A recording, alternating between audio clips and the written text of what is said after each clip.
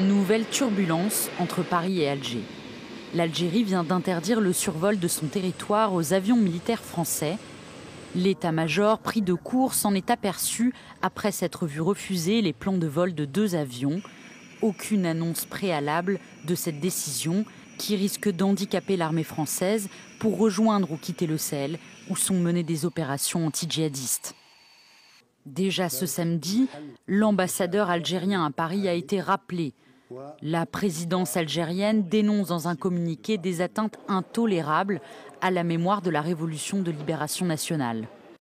À la suite des propos non démentis que plusieurs sources françaises ont attribués nommément au président de la République française, l'Algérie exprime son rejet catégorique de l'ingérence inadmissible dans ses affaires intérieures que constituent les dits propos.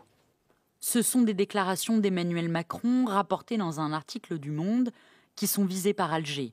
Au cours d'une réunion avec des jeunes Français d'origine algérienne et algériens sur le thème de la mémoire, le président de la République a dénoncé, selon le quotidien, une histoire officielle réécrite. La nation algérienne post-1962 s'est construite sur une rente mémorielle et qui dit tout le problème, c'est la France.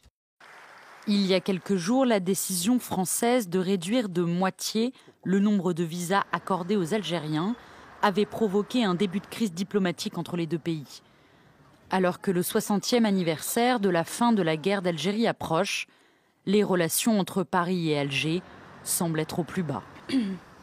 Ce n'est toujours pas confirmé par les autorités algériennes, même si tous les médias ici proches des autorités, qu'ils soient publics ou privés, donnent l'information depuis hier soir et avec beaucoup plus de vigueur et de certitude aujourd'hui. C'est une décision qui a beaucoup surpris, il est vrai, mais je dois vous rappeler que la décision d'ouvrir l'espace aérien aux avions militaires français prise par le président François Hollande à l'époque avait aussi surpris les Algériens parce que c'était la première fois depuis l'indépendance de l'Algérie en 1962 que des avions militaires français étaient officiellement autorisés de survoler l'espace aérien. C'est donc la première décision prise par les autorités algériennes en signe de contestation, après avoir rappelé notre ambassadeur à Paris, Antar Daoud. On s'attend à d'autres décisions qui pourraient être prises, même si, comme toujours, comme je viens de vous le dire, la décision de fermer l'espace aérien n'a pas été confirmée officiellement ni dans une dépêche, ni dans une information. Il faut aussi retenir l'éditorial de la revue militaire El Jaish aujourd'hui,